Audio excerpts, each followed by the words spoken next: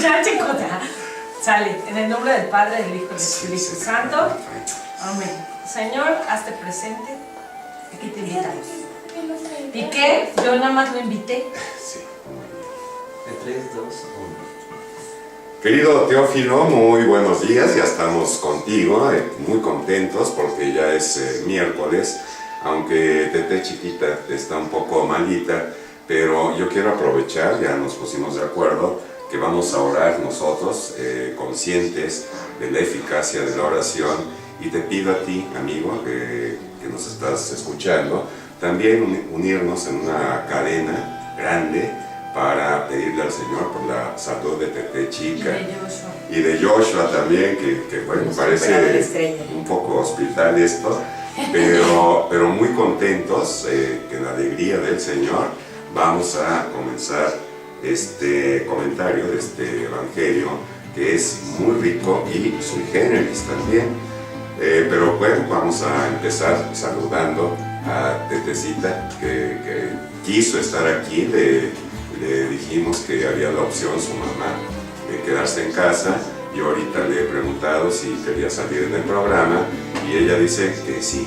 Entonces aquí está Tete, nos da mucho gusto y estamos seguros que el Señor nos va a responder. Entonces, amigos, todos ahora. Muy buenos días, amigos. Como siempre, para mí es un gusto estar aquí. Como dice Jorge, pues no me he sentido muy bien, pero los miércoles son los miércoles. Así yo le extraño relampague, yo siempre tengo que estar en la cabina. Para mí realmente es un placer y es algo que amo estar aquí con ustedes. Y bueno, yo las considero a todas estas lindas damitas, lindas, bellas por dentro y bellas por fuera, como parte de mi familia. Es lo que diría el Evangelio, ya en palabras muy elegantes en griego, nuestra koinonia, nuestra pequeña comunidad, que queremos ampliarla a ti, amigo, que nos estás escuchando, y que nos permitas también ser parte de tu familia, como nos estás permitiendo entrar a tu hogar. Está con nosotros también Tete Medrano. Hola, amigo, muy buenos días. Qué bueno estar aquí con ustedes. Yo creo que cada miércoles podemos decir lo mismo. Ay, este evangelio es riquísimo. Ay, es que este está. Yo creo que la palabra de Dios así es en constante movimiento. Entonces, cada palabra es especial, es rica, tiene una profundidad. Entonces, pues feliz de estar otro miércoles aquí, feliz de poder estar llegando a tu casa, a tu computadora. Y bueno, pues vamos a comenzar con mucho ánimo. Y otra hermana querida, que es Pita García de Gaspi, que está aquí ya con nosotros. Muy buenos días a todos, bienvenidos al programa número 55. ¡Qué bonito número! No, lo tenía muy presente porque el 5 es mi número favorito, entonces es doble, 55. Doble favorito. Sí, con un tema muy interesante, y espero que se quede con nosotros. Bueno, con toda intención he acortado un poquito el saludo porque luego nos hace falta tiempo para lo demás, pero vamos a, ¿qué les parece?, hacer oración para ponernos en la presencia del Señor y para que la fuerza que está en su palabra llegue a todos nosotros, para que llegue a usted también. Así que te pido, Tete, si nos pones en presencia. Claro que sí. Señor, esta mañana queremos ponernos en tus manos con este evangelio, Señor, en el que nos recuerdas que tú eres un Dios vivo, eres un Dios presente, eres un Dios que quieres que estemos en tu presencia y que estemos vivos, Señor, que realmente aprovechemos la oportunidad de estar aquí, aprovechemos la oportunidad de poder conocerte y de poder servirte a través de nuestros hermanos. Esta mañana, Señor, te invitamos a que llenes nuestro corazón, que tu Espíritu Santo mueva todas las fibras de nuestro ser para que podamos transmitir, Señor, aquello que tú quieres llevar a cada uno de los que estamos participando en el programa, ya sea aquí en la cabina o ya sea en su casa, a través de su computadora o donde estén, Señor. Tú conoces a cada uno de los que estamos escuchando, a cada uno de los que tú quieres llegar. Te pedimos que nos concedas que tu Espíritu Santo actúe en nuestro corazón y que esa palabra que tú quieres darnos el día de hoy dé mucho fruto, Señor, dé fruto en abundancia. Toda palabra que sale de ti regresa a ti, habiendo hecho la acción que tenía que hacer. Y con esa confianza, Señor, pues nos ponemos en tus manos. Y a ti, Madre mía, también te pido nos cubras con tu manto, intercedas por cada uno de nosotros y ponemos en tus manos hermosísimas y en tu purísimo corazón nuestros corazones. Amén. Amén, así sea. Y miren, amigos, vamos a empezar aquí con la Biblia en mano. Si ustedes recuerdan, la semana pasada, el miércoles pasado, estábamos viendo a Zaqueo, a ese chaparrito, y nos habíamos puesto en una perspectiva de visión, que decíamos una ramita más alta, y por detrás de Zaqueo, y teníamos la visión que tenía él, y veía a Jesús y aquella multitud. Aquí, con la Biblia, esto fue el capítulo 19, y les decía yo que era pues un capítulo ahora, que vamos a ver ya del capítulo 20, pero está enmarcado ya en un nuevo subtítulo, gran subtítulo de San Lucas, que se llama El Ministerio de Jesús en Jerusalén.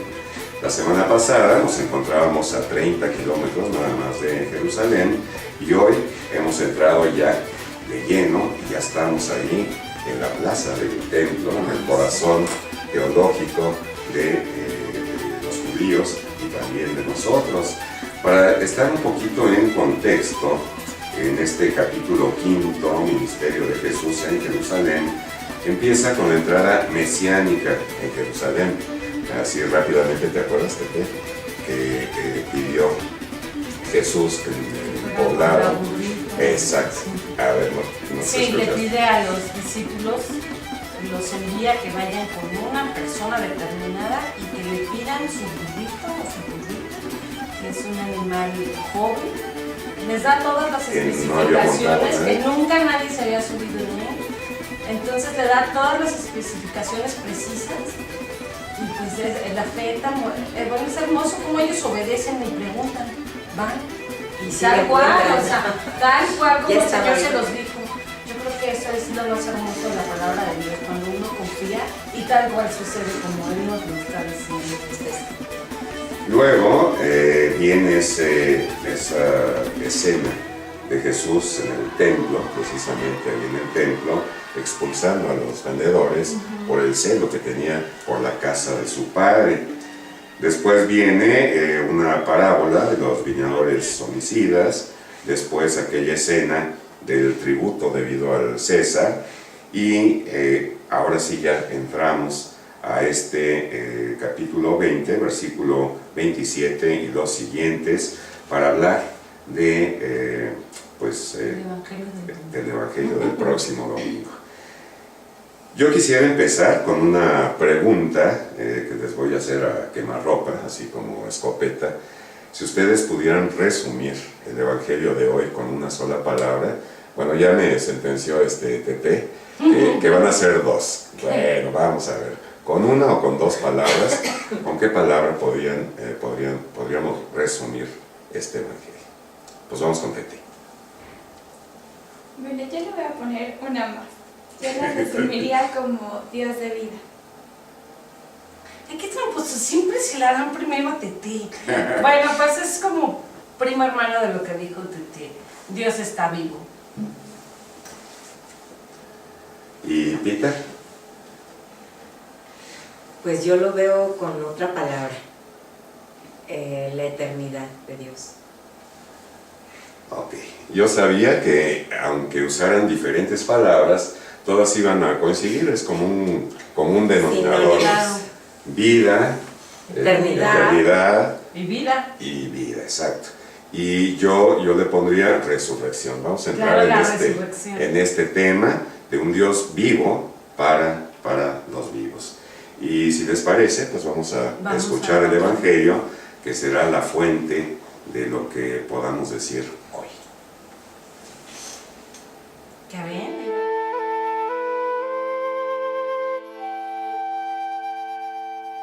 En aquel tiempo se acercaron a Jesús algunos saduceos. Como los saduceos niegan la resurrección de los muertos, le preguntaron: Maestro, Moisés nos dejó escrito que si alguno tiene un hermano casado que muere sin haber tenido hijos, se case con la viuda para dar descendencia a su hermano. Hubo una vez 7 hermanos, el mayor de los cuales se casó y murió sin dejar hijos. El segundo, el tercero y los demás, hasta el 7º, tomaron por esposa a la viuda y todos murieron sin dejar sucesión. Por fin, murió también la viuda. Ahora bien, cuando llegue la resurrección, ¿de cuál de ellos será esposa la mujer? Pues los 7 estuvieron casados con ella. Jesús les dijo: En esta vida, hombres y mujeres se casan, pero en la vida futura, los que sean juzgados dignos de ella y de la resurrección de los muertos, no se casarán ni podrán ya morir, porque serán como los ángeles e hijos de Dios, pues Él los habrá resucitado. Y que los muertos resucitan, el mismo Moisés lo indica en el episodio de la zarza, cuando llama al Señor Dios de Abraham, Dios de Isaac y Dios de Jacob, porque Dios no es un Dios de muertos, sino de vivos, pues para Él todos viven.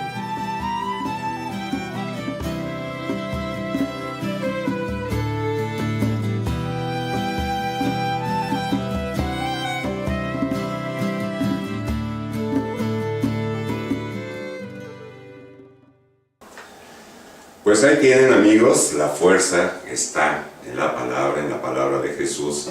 Y yo viendo aquí el misal, que es de donde estamos tomando esta lectura, puedo ver aquí 3 separaciones de un primer gran párrafo, uno segundo, intermedio en densidad, y un tercero. A lo mejor podríamos dividir este evangelio en 3: la pregunta, la respuesta y la confirmación.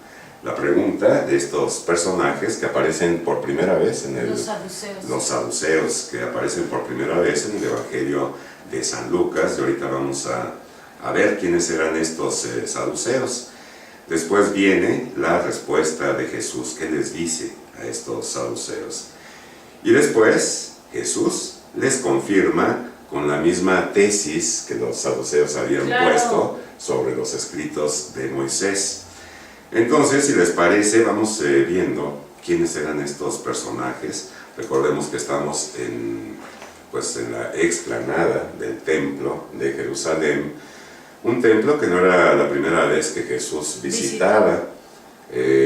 Yo recuerdo una muy significativa cuando tenía 12 años y que estaba ahí precisamente con los maestros, con los expertos de la ley, con los doctores, con los escribas, y ellos quedaban admirados de las preguntas y de las respuestas que daba Jesús, como yo creo que hoy quedaron admirados estos saduceos con la respuesta que les da Jesús.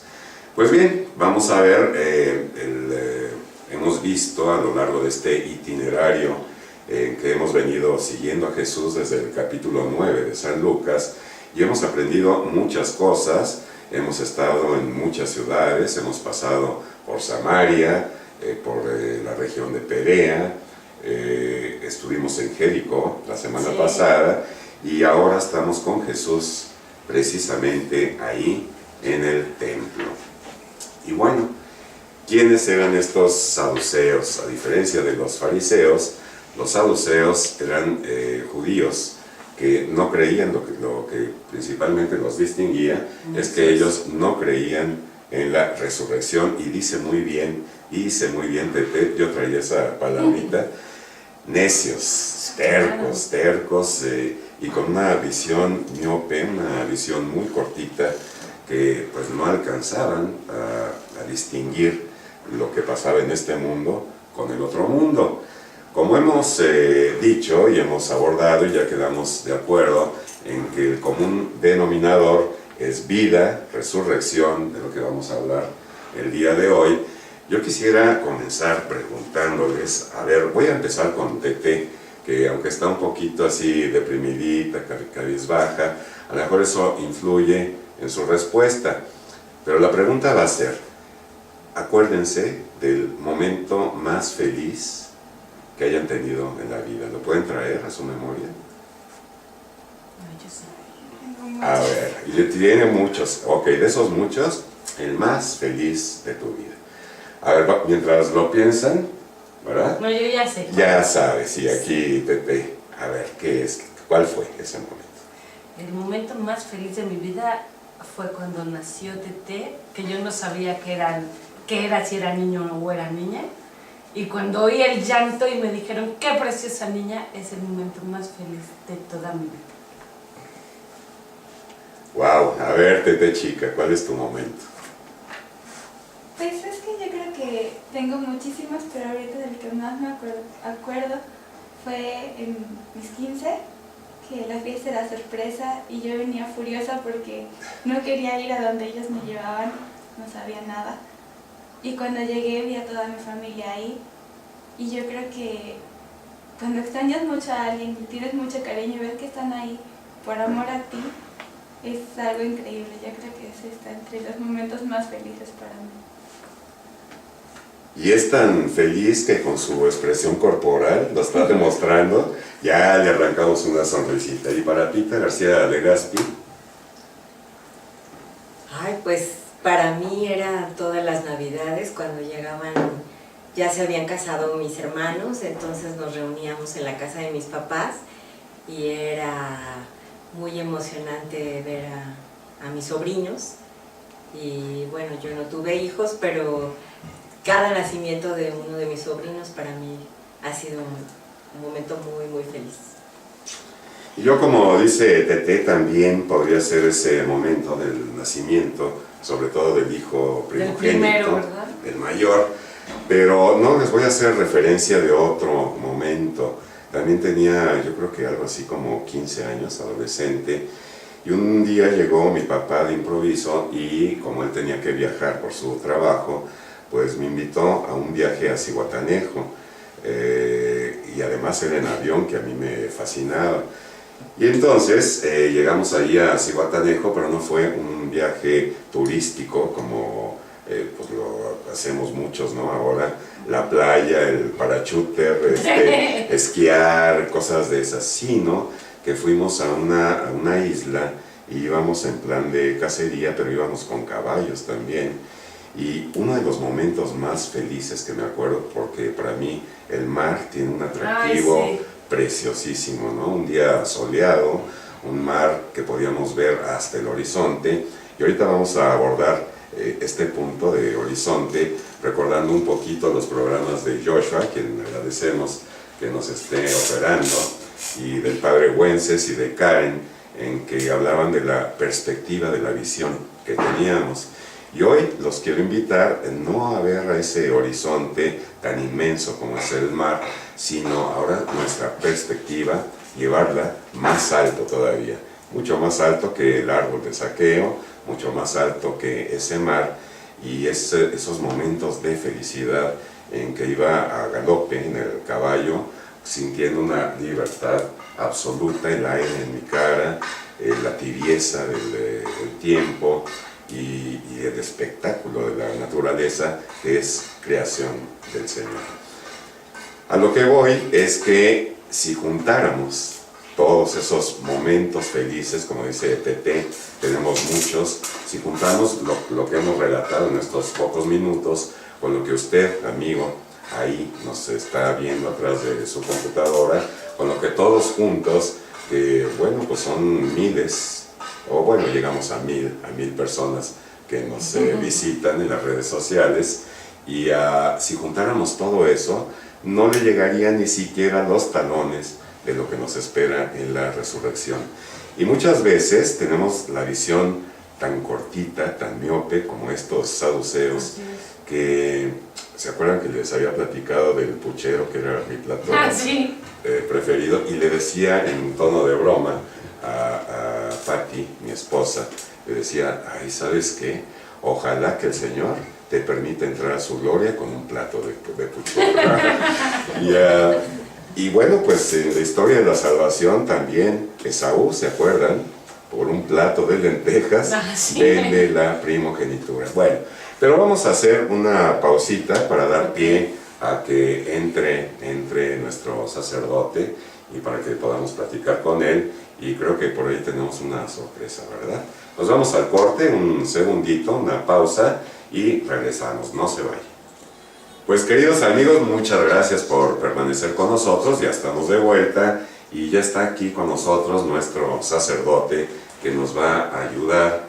Ya está en contexto, ¿verdad, padre? Porque ya nos escuchó por allá. Bueno, habíamos dividido aquí la lectura en tres partes: la pregunta de los saduceos, la respuesta de Jesús y la confirmación que hace Jesús. Pero me gustaría empezar, porque ahí nos quedamos, en estas personas, los saduceos, quiénes eran, en qué creían.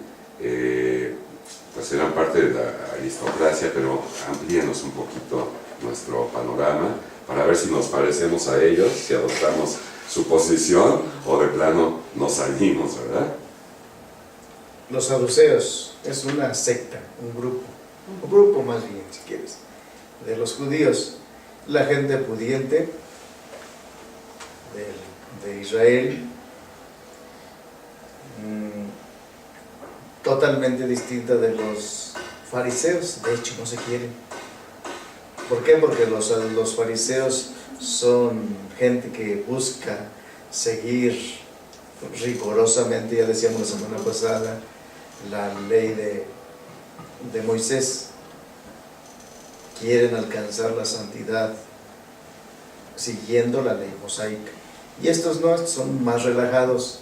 Estos se dan más a los placeres del mundo y no creen en la resurrección. En eso, por lo menos eso es lo que la Sagrada Escritura dice de ellos, como que eso es lo que resalta. No creen en la resurrección, no creen en la tradición también del pueblo de Israel. En cambio los fariseos sí creen en la resurrección. Y por eso cuando los saduceos y los fariseos quieren amolar a Jesús, pues se le pone uno por un lado y otro por el otro, ¿no? A ver qué dice. Pues si habla de la resurrección Jesús, pues está a favor de los fariseos.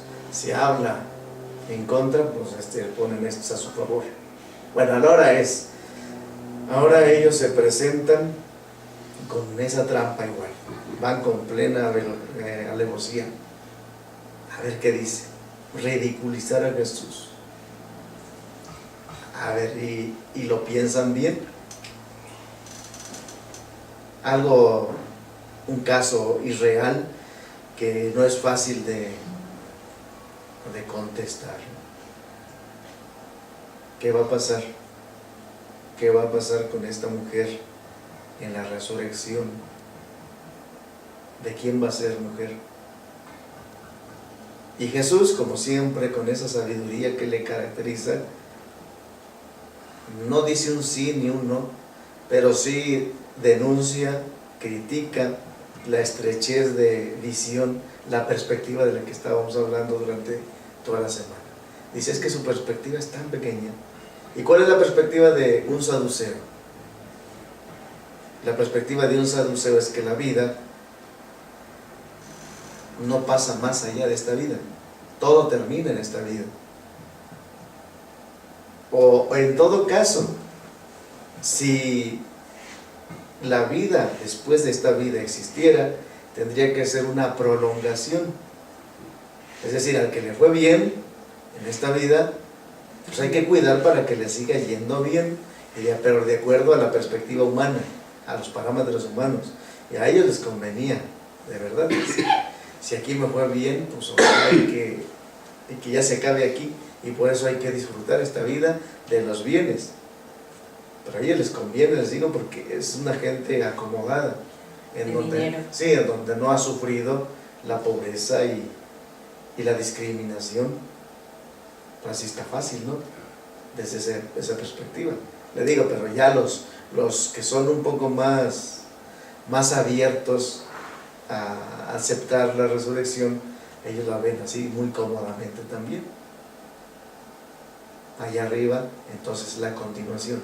Y Jesús dice, miren, entiendan que no, que su perspectiva es demasiado estrecha, que esta vida es distinta de la otra, que allá no es necesario casarse, que allá no hace falta ya los bienes materiales. Del puchero. No hace falta, ya es distinto, que allá nadie se casa ya, que allá lo que importa es gozar de la, ahora ya con términos teológicos nuestros, de la visión beatífica, visión beatífica de Dios, que es de disfrutar de la gloria de Dios. El ser, el espíritu, se llena de eso. Pero también está interesante, ¿eh? Mucha gente todavía sigue pensando en eso.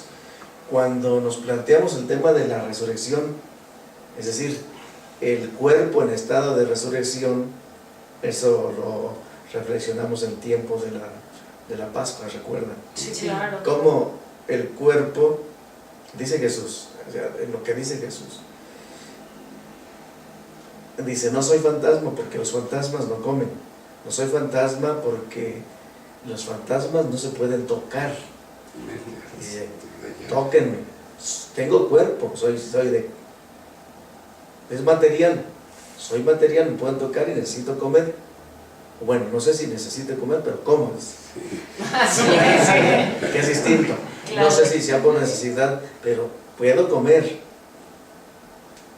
Pero entonces, ¿cómo explicas que puedas atravesar las paredes? Es decir, que estando cerradas las puertas, aparece aquí. Entonces, el estado de resurrección, el cuerpo en estado de resurrección, es un cuerpo en estado glorioso. Y es cuando uno le entra la duda de decir, entonces, si es material, necesita un espacio. Y entonces el cielo es espacio. Nos vamos a ver.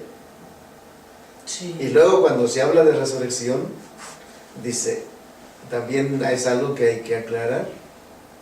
La promesa de la resurrección no es para el alma. La promesa de la resurrección es para el cuerpo. Si el alma es inmortal, el cuerpo es el que va a resucitar. Por lo tanto, tiene que ser en un estado material. Y la pregunta es, ¿entonces el cielo es un espacio? Y hoy nos dice Jesús, no. Y se queda uno, ups, o sea, ¿cómo es? Y dice, tengan esperanza, tengan fe, mucha caridad, y ustedes lo averiguarán cuando lleguen allá. ¿Sí? No coman ansias. No coman ansias. Es decir, porque lo más que sabemos son solo seños de lo que será. Nadie sabe a ciencia cierta más de lo que Jesús nos ha revelado, de lo que será como tal el cielo. Pero eso se pone así, ¿no? Esa expectativa es lo que te hace hacer que la vida sea una aventura y esperar que la vida no termine aquí, sino que la vida continúa. De una cosa sí tenemos que estar seguros y claros, lo que dice Jesús hoy es distinto, eso sí, que en el sentido como lo plantean los saduceos, no es una prolongación de esta vida, no en ese sentido, pero en el sentido teológico y como lo presenta Jesús, sí es una prolongación, porque sí depende mucho de esta vida, de cómo vivamos en esta vida, pero en parámetros distintos, eso sí. A ver, yo tengo una pregunta. Es que sí, siempre he tenido esa pregunta. En la Escritura dice, Padre, que va a venir nuestro Señor, va a venir Jesús y va a restablecer el reino de Dios, ¿no?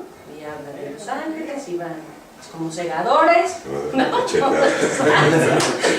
Entonces, No, o sea, voy a neciar como los saduceos, mejor que no le pregunto nada.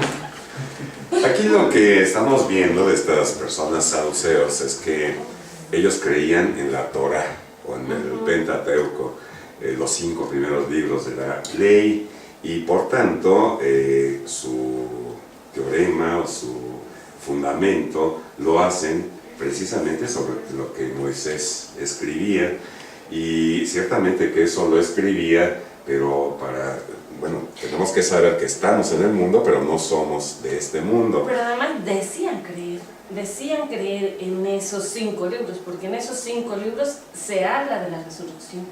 O sea, se habla de un Dios vivo, y se habla de, o sea, siguen hablando de Abraham y de, o sea, siguen hablando de la resurrección, entonces nada más eran necios.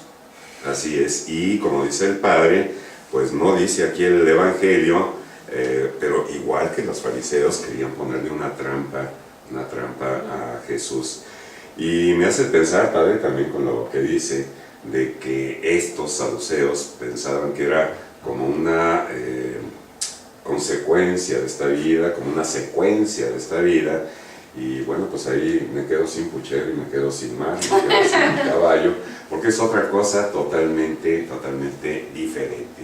Y regresando a estos saduceos, ellos estaban haciendo alusión a una ley que se llamaba la ley del levirato, y que usted la puede checar, la puede constatar en el libro del Deuteronomio, capítulo 25, versículos del 5 al 7. Pero vamos a pasar ahora a la respuesta de Jesús.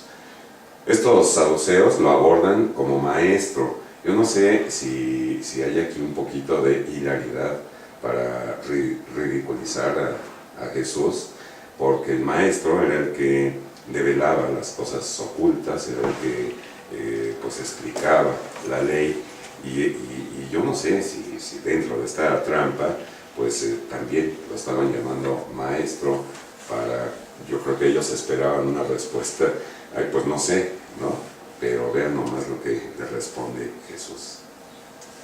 Podemos ver ese de maestro desde 3 perspectivas, 3 aspectos. Una, porque Lucas ha ido presentando a Jesús como maestro durante esta subida a Jerusalén. Todo el mundo lo llama maestro. Es el nombre que le dan a Jesús, indistintamente sea cual sea el personaje, primero. Es decir, es cosa del evangelista. Segunda, que a lo mejor ya los reconocen como maestros, es decir, a estas alturas ya los reconocen por la sabiduría con que ha ido enseñando, los reconocen como maestros en la vida real. Ya hasta los grandes personajes como ellos, digo, en la sociedad, porque tienen un buen nivel de reconocimiento, quieras o no. Y tercero, pues les conviene a ellos. Es decir, si vas a hacer una pregunta de esta categoría, que no es cualquier pregunta, es una pregunta fuerte, tramposa si quieres, pero fuerte y seria, que requiere una pregunta seria también. Entonces tienes que decirle, pues nombrarlo maestro, es decir, pregunta grande, personaje grande, respuesta grande. Entonces no le van a hacer esta pregunta al carpintero de Nazaret, al carpintero de Cafarnaúm, donde lo van conociendo más. Se la tienen que preguntar al maestro, es decir, darle la categoría de maestro para que pueda responder como maestro. Y allí es donde está la trampa. A ver, le llamamos maestro para exigirle que dé una respuesta de maestro, no de carpintero, maestro. Yo creo que cualquiera que sea, y si son las 3, que muy bien pueden ser las 3, que estén conjuntadas allí, por eso esa respuesta. No sé si era lo que me preguntabas, pero ese es ¿por qué le dicen maestro? Por esas razones quizás. Y Jesús contesta como maestro, ¿no? Es decir, contesta bastante bien, con esa sagacidad con que suele hacerlo Jesús en el mundo futuro. es un tema de por sí escabroso que siempre dejará una interrogación desde aquel tiempo y aún en este tiempo, porque no pasa de moda. Así que Jesús les hace las bases del argumento de los fariseos y bueno, les dice que las condiciones de vida son totalmente diferentes en esta vida nueva y además para nosotros como católicos, como seguidores de Cristo, pues nos da pie, nos da base para fundamentar nuestra esperanza en que no todo se acaba aquí, sino que es una cuestión de vida o muerte, y de vida eterna o muerte eterna. Pita, has estado muy calladita, ¿qué piensas de esto? No, pues es que estoy pensando que muchas personas que niegan la existencia de Dios también tienen ese fundamento de los saduceos. No creen en los ángeles, no creen en la vida después de la muerte, y con eso mismo pues se explica que no crean en un Dios supremo. Como no creen en una divinidad, no creen en un ser poderoso que haya creado el universo, pues tampoco creen y hasta dicen, no, nosotros somos como los perros, ¿no? Nos morimos y ahí, hasta ahí queda. Y también estoy pensando en lo que dice el padre Wences, ¿no? De que como ellos eran gente de dinero, como digo yo, como es gente adinerada, pues se la pasa bien en esta vida. Inclusive algo leí de ellos que decían que uno era bien premiado, que ellos eran ricos porque eran como privilegiados y que era una única vida y que había que vivirla al máximo intensamente.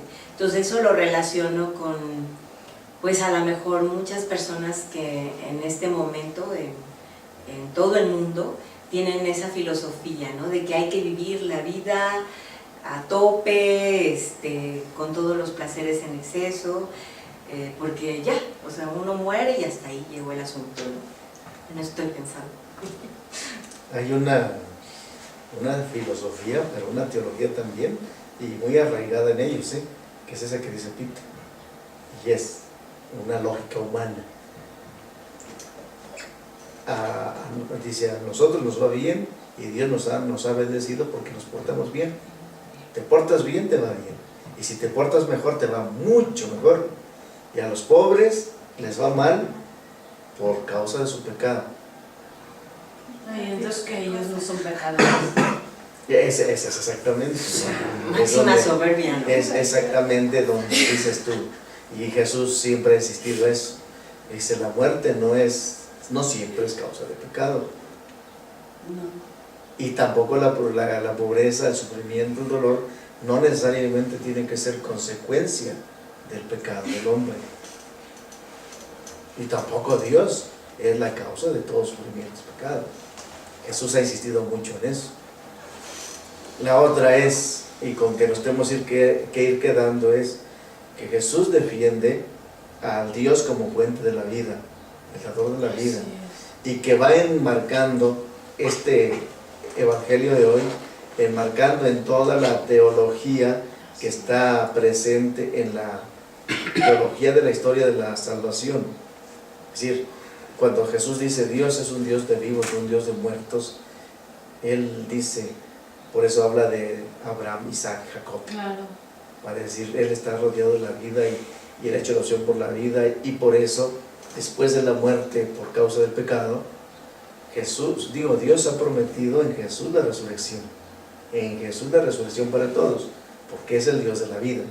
Porque Él quiere que todos estemos vivos, gozando de la eterna felicidad, cuerpo y alma, en el cielo. Y se marca muy bien en toda la teología, es en el marco teológico, de manera que sigue esa lógica que Él ha ido proponiendo a lo largo de todo el Antiguo Testamento, y que se va también enmarcando después en el Nuevo Testamento y en la historia más bien en la teología de la Iglesia, que ahora nosotros lo podemos ver bien cuando vemos todo el marco general, pero para ellos se les hace difícil eso, y sobre todo eso que les digo, ¿no? que son muy comodidos, se van acomodando así como les conviene a ellos, hasta incluso la teología misma. Y pues se les dice, no se vale, como diciendo, no se vale, no se trata de eso, porque se trata de ir acomodando la teología a su gusto. Muy típico, ¿no?, de ahora de la New Age, Sí. acomodándose su Dios a su medida, la teología a su medida, la filosofía a su medida, todo a su medida. Entonces, por eso dices, el centro es el ego de cada quien, la soberbia. Pero yo creo que lo más importante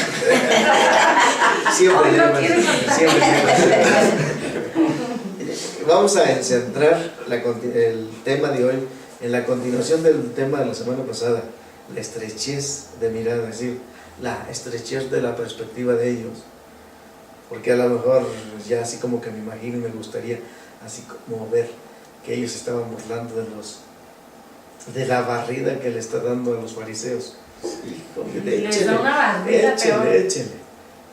Y con esto piensan ellos que como que defender un poquito a los fariseos y les va peor. Sí, claro. Porque dicen, no solo ellos tienen estrechez de perspectiva, sino ustedes también. Porque a lo mejor ellos pensaban que tenían una justificación mejor que la de los fariseos. Y pues no. Y me encanta porque sigue siendo otra vez el método de la tijera. Corta por aquí y corta por acá. Y nadie nos escapamos. Cuando pensamos que tenemos una justificación buena para escaparnos un poquito de su, ¿qué será?, de su perspectiva, es peor, ¿verdad? Porque te corta más, y corta hasta lo más profundo, y entre más uno quiere apartarse, creo que te ataja y te corta más. Ahora sí. Bueno, pues vamos a usar este ejemplo, ya se nos está acabando el tiempo, pero este ejemplo del padre, siguiendo con ese tema de hasta dónde podemos lanzar nuestra mirada más allá del horizonte, y dice Jesús en este segundo párrafo, en esta vida hombres y mujeres se casan, pero en la vida futura los que sean juzgados dignos de ella y de la resurrección de los muertos no se casarán ni podrán ya morir, porque serán como los ángeles e hijos de Dios, pues Él los habrá resucitado. Entonces, pues aquí hay varias cosas, vamos a tratar de resumir. Serán como los ángeles en el cielo. ¿Qué creen? ¿Cómo se imaginan ustedes a los ángeles? ¿Cómo seremos nosotros? Pues yo creo que Jesús está hablando precisamente lo que acaba de decir el Padre, de esa resurrección. Es de cuerpo y alma, pero es un cuerpo glorioso, y los ángeles son hermosos. Así es que todos, o sea, vistos nosotros, nuestra estrechez, como dice el Padre, de visión, ay, qué feo, todo es feo, ¿no? O sea, si quieres, o qué bonito, pero es la visión de Dios, o sea, vamos a vernos con los ojos que Dios nos ve, en la hermosura que Dios nos ve. Y yo creo que si tuviéramos la capacidad, así aunque fuera poquitito, de ver como Dios nos ve, o como Dios ve a cada uno, realmente pues todo se vería hermoso, porque Dios lo creó hermoso, todo es creación de Dios y Dios todo lo creó hermoso. Entonces yo creo que a eso se refiere, a la hermosura que nos regaló desde que nacimos, desde que nos pensó, pero ya en la gloria de la resurrección.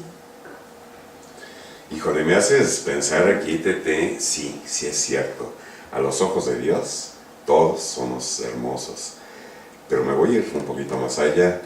Un síndrome de Down, una persona con parálisis cerebral, una persona mutilada, por ejemplo, por supuesto que es hermoso a los ojos de Dios. Claro que sí. ¿En dónde radica la hermosura?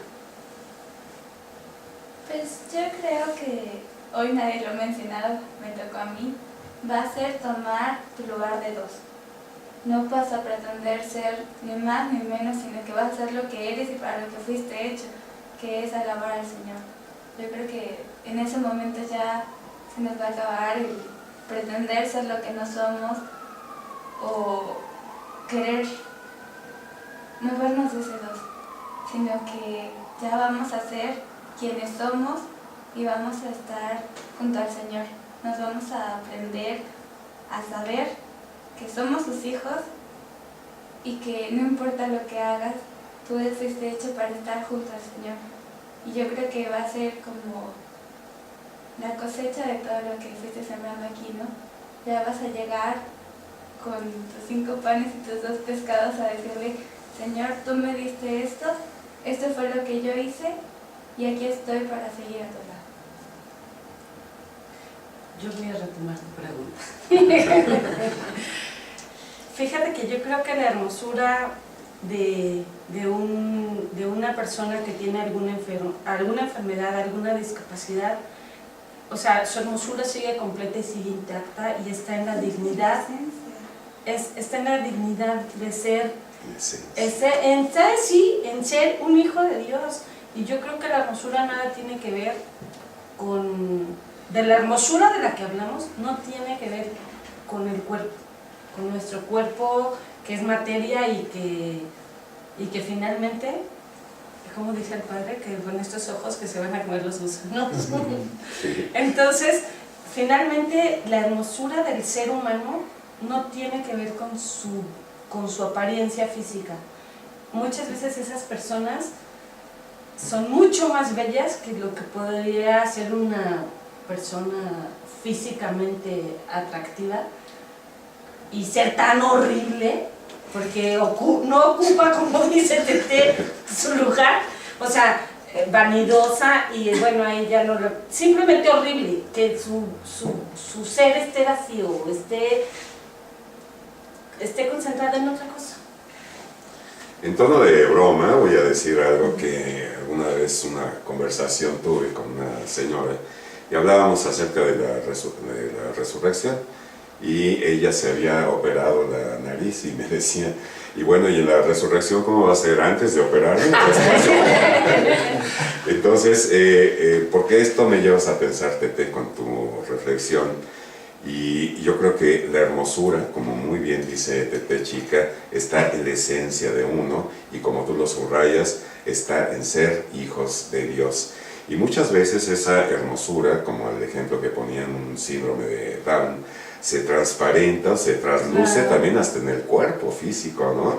Se ve la ternura de esos niños, el cariño, la mirada, exacto, la alegría de ellos, que pues muchas veces hasta tendríamos que aprender de ellos. No muchas, siempre, porque generalmente es gente que lucha, y que lucha sí, a pesar de tener una discapacidad, es mucho más hábil, es mucho más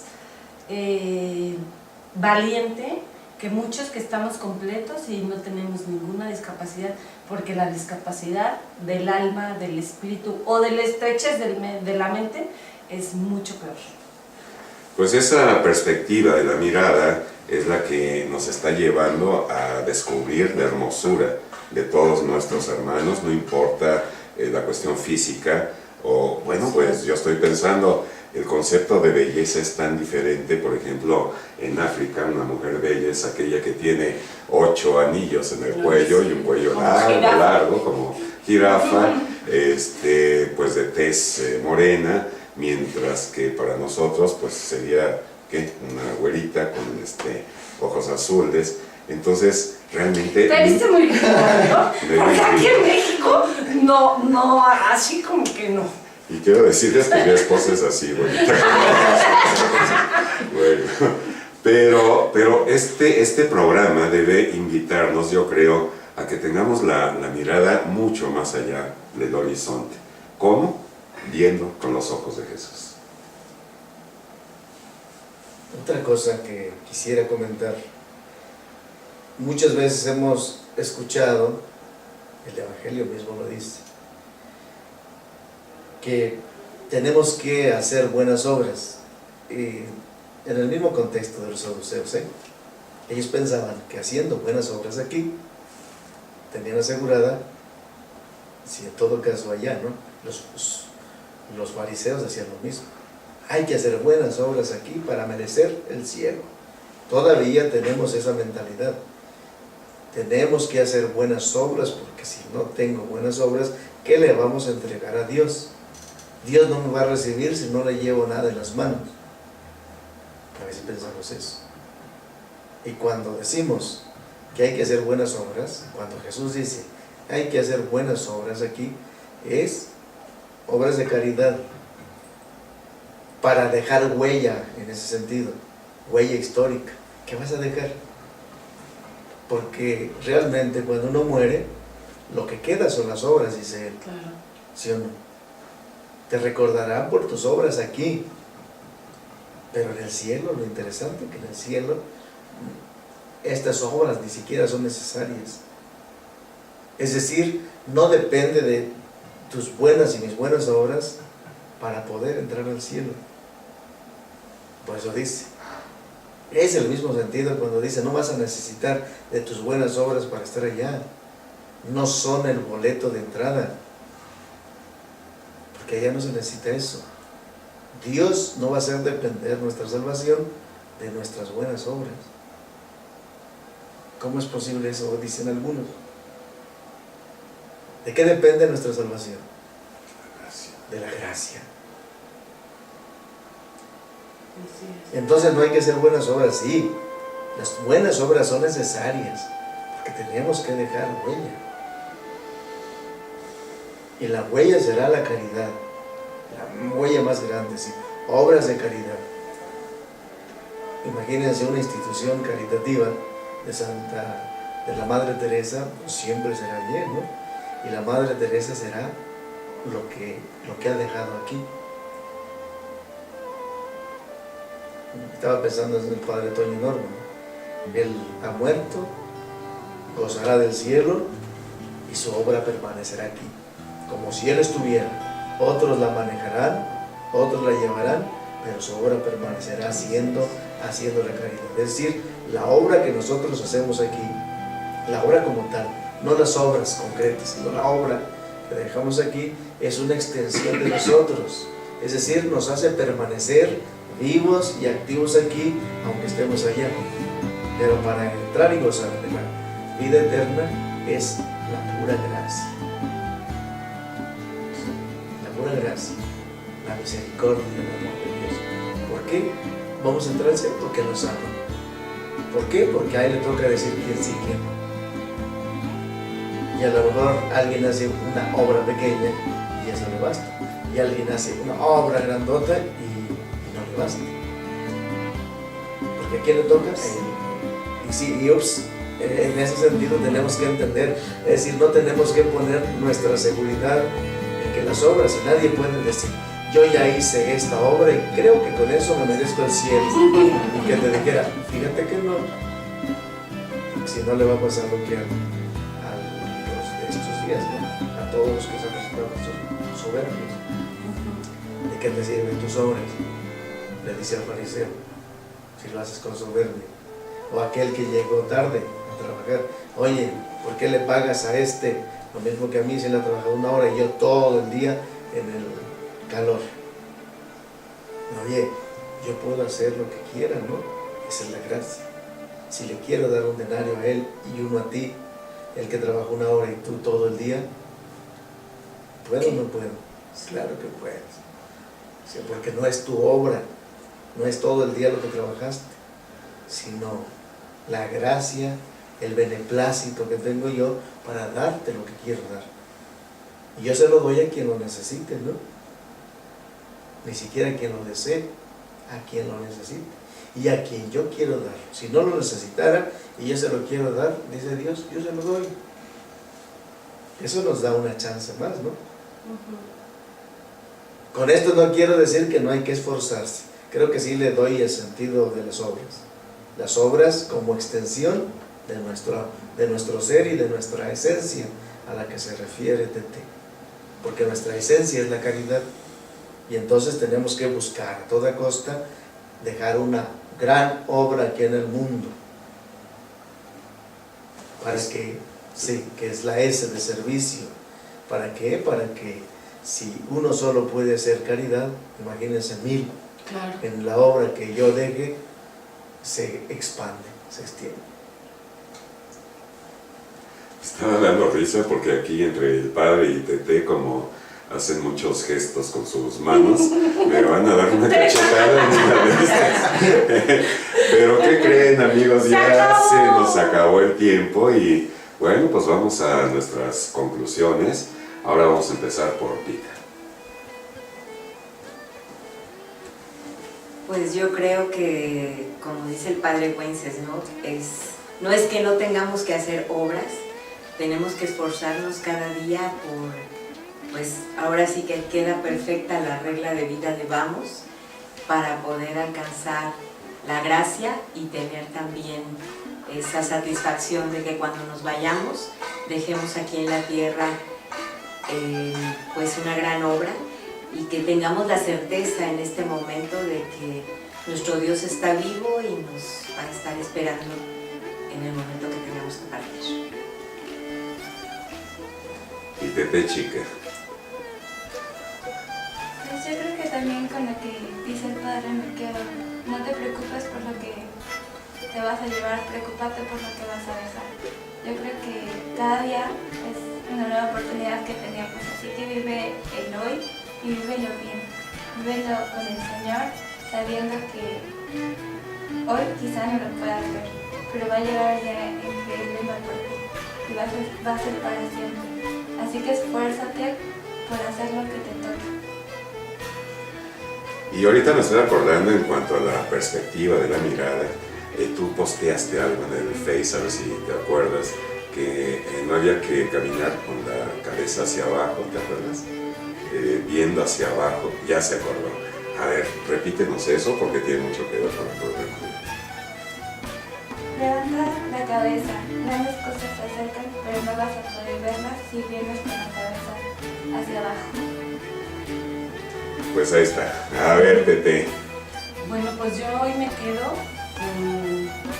Yo creo que entre líneas hoy el Señor les devuelve a los saduceos su pregunta, como diría tan morbosa. ¿Se acordó? Se las devuelve muy al estilo de Jesús, cuestionándolos en qué creen, o sea, realmente en qué creen. Y yo creo que también les dice, ¿de veras creen en Moisés? ¿De veras creen y viven esa ley? Y yo creo que con eso me quedo, y de veras creo, de veras vivo lo que creo. Yo creo que esa es una pregunta que me está toda la semana. ¿De veras vivo lo que creo?